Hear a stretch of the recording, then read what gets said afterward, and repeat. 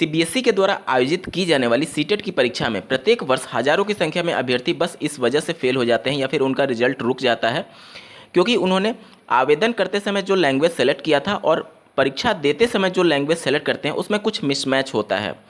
हालांकि ये बहुत माइनर सा मिस्टेक होता है, लेकिन अगर आप इस पर ध्यान नहीं देंगे तो आपका भी रिजल्ट पूरी तरीके से प्रभावित होगा। अभी तक चूंकि परीक्षा ऑफलाइन मोड में हो रही थी जिस वजह से ये सभी समस्याएं आ रही थी, लेकिन परीक्षा ऑनलाइन मोड में इस बार होने जा रही है, इसमें भी यही सब समस्याएं आएंगी। इस वजह से पहले से आपको मेंटली प्रिपेयर होना होगा कि किस प्रकार से आपको परीक्षा में सम्मिलित होना है। इसके रिगार्डिंग इस वीडियो में हम लोग डिटेल में बात करेंगे, तो अंत तक जरूर जुड़े रहिएगा इस वीडियो के साथ बिना किसी पार्ट को स्किप किए हुए। नमस्कार दोस्तों, मेरा नाम है नीरज और आप देख रहे हैं करियर बिट यूट्यूब चैनल। अगर आप इस चैनल पर पहली बार विजिट कर रहे हैं तो इसको सब्सक्राइब करते हुए बेल आइकन को प्रेस करना ना भूलें। दोस्तों, ऑनलाइन मोड में सीटेट की परीक्षा किस प्रकार से होगी इसके रिगार्डिंग एक डेडिकेटेड वीडियो में मैंने बता रखा है, जिसका लिंक आपको इस वीडियो के डिस्क्रिप्शन में मिल जाएगा। तो इस वीडियो के समाप्त होने के बाद से आप एक बार जरूर उस वीडियो को देख लीजिएगा ताकि आपके मन में ऑनलाइन परीक्षा को लेकर के जो कुछ भी कंफ्यूजन होगा वो सब कुछ दूर हो जाएगा। दोस्तों, ऑनलाइन मोड में परीक्षा किस प्रकार से देनी है उस डेडिकेटेड वीडियो में आप लोग के एक कॉमन प्रश्न आ रहे थे कि क्या हमें ऑप्शंस एक साथ नहीं दिखेंगे।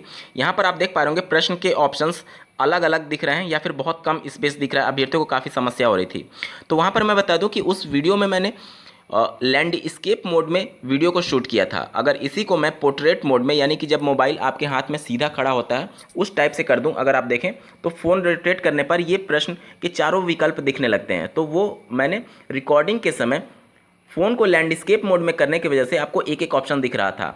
अगर आप इसे पोर्ट्रेट मोड में रखेंगे तो चारों ऑप्शंस आपको एक साथ दिखेंगे।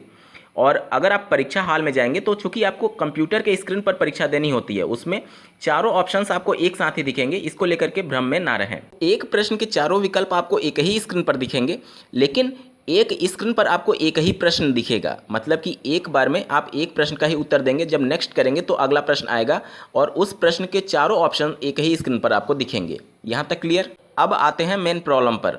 जैसा कि आपको ज्ञात होगा कि प्राइमरी लेवल में 5 सेक्शन से प्रश्न पूछे जाएंगे और अपर प्राइमरी में 4 सेक्शन से प्रश्न पूछे जाते हैं, जिसमें एक मेन पेपर होता है जो कि सभी के लिए कॉमन होता है। अगर प्राइमरी की बात की जाए तो चाइल्ड डेवलपमेंट, उसके बाद से मैथमेटिक्स और ईवीएस सभी के लिए कॉमन होता है। और जो सबके लिए कॉमन नहीं होता है उसमें लैंग्वेज 1 और लैंग्वेज 2, उसमें आप अपने अनुसार लैंग्वेज को सेलेक्ट करते हैं और उसके 30-30 अंक के प्रश्न पूछे जाएंगे। सीबीएसई के द्वारा कुल 20 लैंग्वेजेस के ऑप्शंस आपको दिए गए हैं, जिसमें से कोई भी लैंग्वेज आप सेलेक्ट कर सकते हैं। तो जो पेपर सबके लिए कॉमन है, मैथमेटिक्स, सीडीपी और ईवीएस वाला, उसे हम लोग मेन पेपर बोलते हैं। और जब यहाँ पर आप सेलेक्ट करेंगे तो स्क्रीन पर आप देखिए, अभी आपको जो ऊपर वाला दिख रहा होगा एएटी पेपर, यही मेन पेपर है।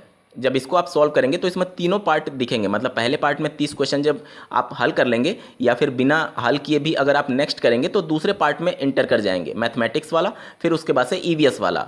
उसके बाद से जब आप लैंग्वेज 1 अटेम्प्ट करने जाएंगे, मतलब कि मेन पेपर तो आप देख लीजिए 3 सेक्शन थे, तो तीनों के मिला करके 30-30-30 यानी कि 90 क्वेश्चन आपने अटेम्प्ट कर लिए। और जब 91वें प्रश्न पर जाएंगे 91 क्वेश्चन पर, तो उस समय आप लैंग्वेज में एंटर कर चुके होंगे। लैंग्वेज 1 में अब देखिए, लैंग्वेज 1 को जैसे ही आप सेलेक्ट करेंगे, यहाँ पर मैंने सेलेक्ट किया, आप स्क्रीन पर ध्यान दीजिएगा, तो बाय डिफ़ॉल्ट आपका इंग्लिश आएगा।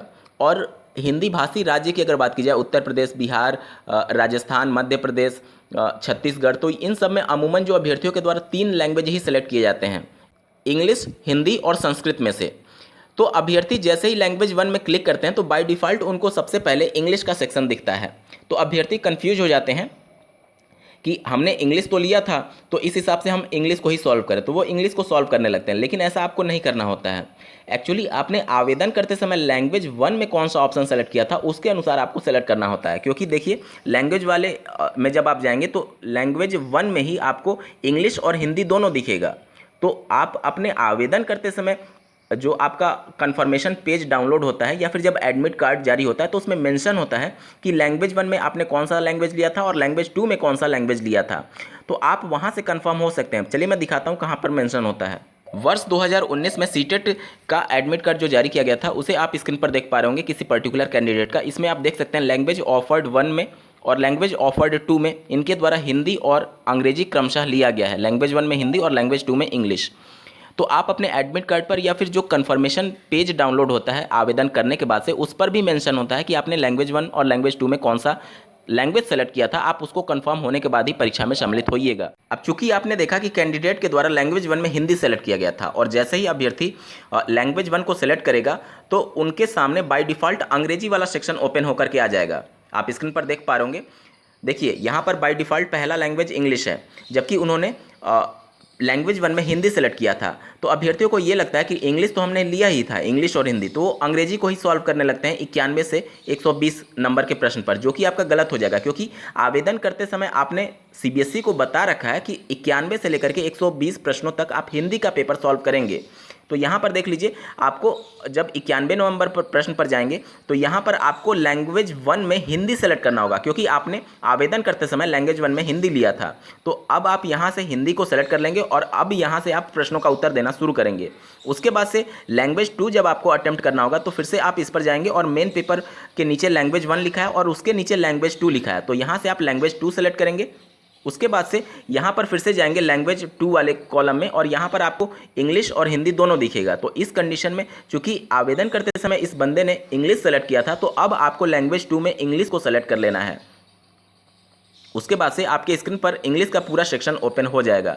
तो ये कुछ सही तरीका होता है जिसके आधार पर आपको परीक्षा में सम्मिलित होना होता है। अन्यथा की कंडीशन में बाय मिस्टेक अभ्यर्थियों के द्वारा ऐसा कर लिया जाता है कि हमने हिंदी और अंग्रेजी दोनों के लिए आवेदन किया था, तो वो कंफर्म नहीं होते हैं कि कौन सा पेपर हमें पहले देना है। तो उस हिसाब से उनका क्वेश्चंस का सीक्वेंस ही पूरा बदल जाएगा। जैसे मान लीजिए हिंदी इन्होंने सेलेक्ट किया था, अंग्रेजी आपने पहले कर दिया, तो जो इत्तेफाक से आंसर मिलेंगे बस वहीं तो आपका जांच होगा, यानी कि उसका आंसर सही माना जाएगा, और जो इत्तेफाक से मैच नहीं करेंगे आंसर्स वो तो आपका गलत ही हो जाएगा। तो पूरे तरीके से देखा जाए तो 60 क्वेश्चंस आपका डिस्टर्ब हो जाता है और 150 में से 60 क्वेश्चन डिस्टर्ब का मतलब सीधे सीधे अभ्यर्थी फेल की कैटेगरी में आने लगते हैं। तो छोटी सी गलती की वजह से हज़ारों की संख्या में अभ्यर्थी प्रत्येक वर्ष फेल हो जाते हैं, तो इसका विशेष तौर पर आप लोग को ध्यान देना है। दूसरा, बहुत से अभ्यर्थी कमेंट करके भी पूछ रहे थे कि यहाँ पर लैंग्वेज में उनके द्वारा संस्कृत को लिया गया, तो यहाँ पर मॉक टेस्ट में संस्कृत का ऑप्शन नहीं दिखा रहा। देखिए दोस्तों, ये सिर्फ एक मॉक टेस्ट के रूप में आप लोग को बताया गया कि परीक्षा किस आधार पर होगी और पैटर्न क्या होगा। यहाँ पर सीबीएसई के द्वारा कुल 20 ऑप्शंस आपको लैंग्वेज के रूप में दिए जाते हैं। तो जब आप ऑनलाइन परीक्षा एग्जाम हॉल में देंगे तो वहाँ पर लैंग्वेज सेलेक्ट करते समय आपके सामने 20 लैंग्वेजेस के ऑप्शंस आएंगे, या फिर जो आवेदन करते समय आपने लैंग्वेज के ऑप्शन दिए थे, हो सकता है सीबीएसई उसके अनुरूप ही आपके अनुसार 2 लैंग्वेजेज ओपन करेगा जो आपने आवेदन में फिल किया था, या फिर ये भी हो सकता है कि उनके द्वारा सभी लैंग्वेजेस के ऑप्शंस को ओपन किया जाए। तो उसमें आपके सामने अगर आपने संस्कृत लिया होगा तो संस्कृत का भी ऑप्शन खुल करके आएगा। तो इसको लेकर के भ्रम में ना रहें। और मैं एक बार फिर से आपको रिकमेंड करूंगा कि आप परीक्षा में सम्मिलित होने से पहले ऑनलाइन टेस्ट किस प्रकार से देना है उसके लिए डेडिकेटेड वीडियो का लिंक मैं आपको इस वीडियो के डिस्क्रिप्शन में दे रहा हूँ। उस वीडियो को आप जरूर देखिएगा ताकि आपके द्वारा कुछ गलती ना हो जाए ऑनलाइन परीक्षा के संदर्भ में। उम्मीद करता हूँ आप सभी के डाउट क्लियर हुए होंगे। इस वीडियो को देखने के लिए आपका बहुत बहुत धन्यवाद। भगवान करे आपका दिन शुभ हो।